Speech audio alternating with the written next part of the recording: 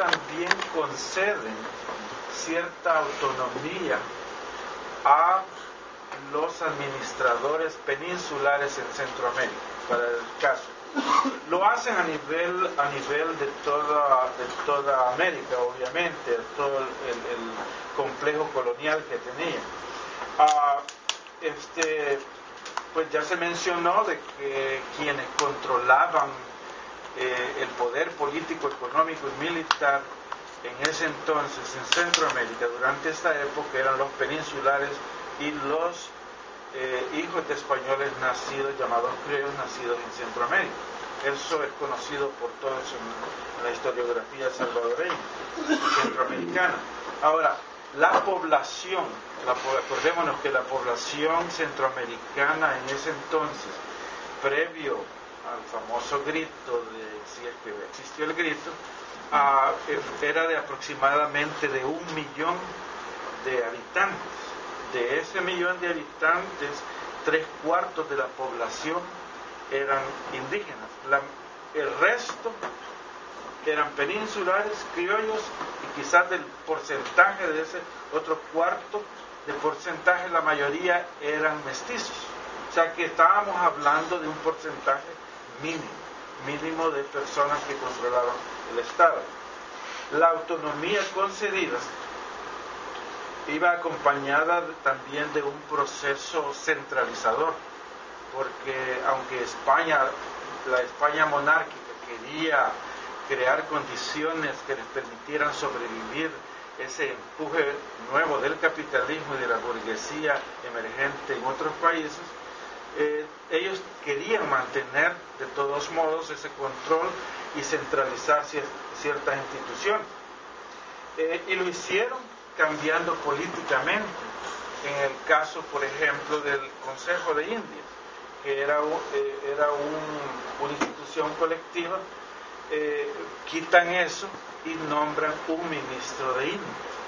O sea que desaparece esa identidad. Aquí podemos quizás posteriormente, en el futuro, ver una relación que existe entre el ministro de Indias como alguien que dictaba leyes, bien de una forma dictatorial. Posteriormente también se da el incremento del número de instituciones tales como los virreinatos. De 2 se suman a 4 virreinatos. También las capitanías generales que ejercían un control absoluto suben. También hay un incremento de las intendencias en el caso de la región centroamericana, que estaba dividida el reino de Guatemala, porque en ese tiempo pues no era Centroamérica. No estemos soñando de que habían salvadoreños. Hace 200 años no habían salvadoreños, ni guatemaltecos, ni nicaragüenses, ni nada de eso. Esos símbolos patrios salieron hace 100 años aproximadamente. Entonces las intendencias aumentó a 6. Estaba Chiapas, Guatemala, San Salvador, Honduras, Nicaragua y Costa Rica. Eso para poder centralizar ese control que tenían ellos. A nivel comercial se comenzaba a dar esa práctica supuesta de libre comercio, ese planteamiento liberal que está a la base del capitalismo actual. Por lo menos se daba en teoría, ya que había límites a esa autonomía de parte de la corona española. Hubo concesión a estos peninsulares y a esos criollos que dirigían, al grado que rebajaron impuestos, hubo una promoción de la producción diversa a nivel económico, pero siempre dependiendo de la corona, siempre controlada por las instituciones ibéricas. Eso era algo que los pocos peninsulares y criollos que administraban ese dominio español no estaban muy de acuerdo, porque ellos no tenían ese poder.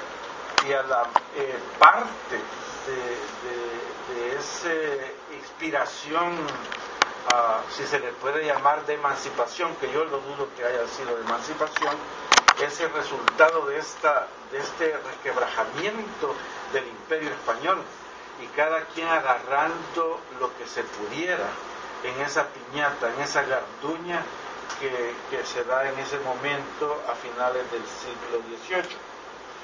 El proyecto político obviamente fue impactado por ideas liberales que surgen de todo ese planteamiento que surge a partir de la Revolución Francesa.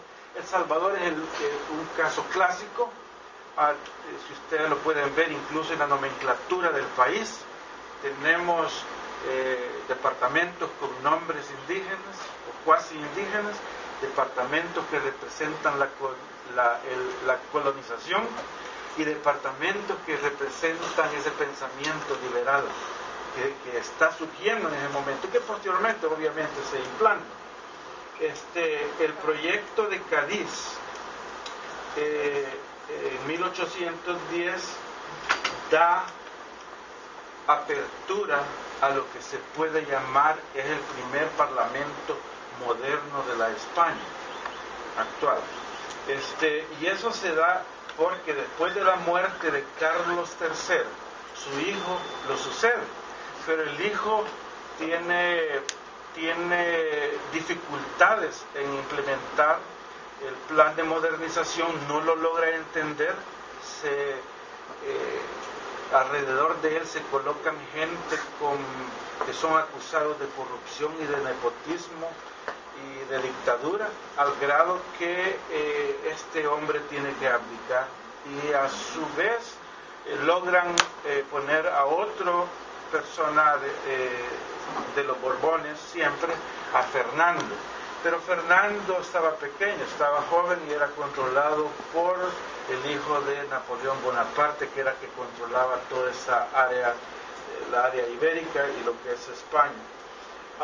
Yo creo que los puntos importantes, ya para concluir, es de que este nuevo proyecto de modernización de España fue llevado también a Centroamérica. Digo, es a toda América, pero en este caso estoy hablando de Centroamérica, donde en el caso español, cuando se da este parlamento, esta reunión de los diputados españoles en 1810, la mayoría de los diputados eran miembros del clero español.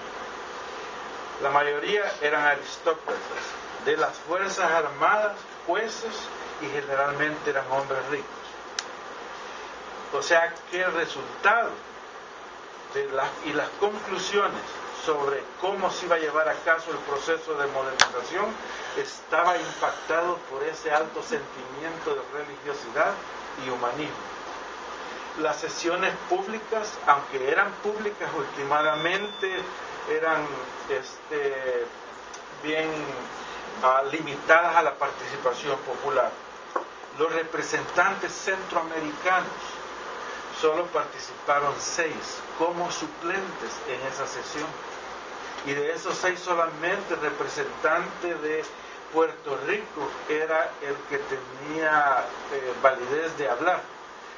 Las propuestas de los centroamericanos que pedían igualdad política y económica al final fueron relegadas porque las consideraban muy confrontativas y no querían romper con la armonía que se estaba gestando en esa modernidad que se estaba implementando a raíz de estos cambios hacia el capitalismo que se daba en esa época en Europa.